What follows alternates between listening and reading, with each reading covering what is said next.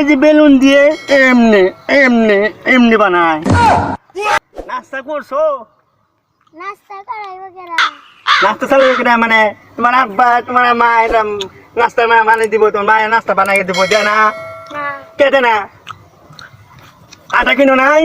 আটা আটা কিনে বাইতে দিয়ে দিবা মায়ের কাছে, রুটি বানিয়ে মস মাছা খাইবা। কি কো? হ্যাঁ, কথা কস নাকি? কথা মুখ ফেটে কস নাকি? আটা কেন বানান?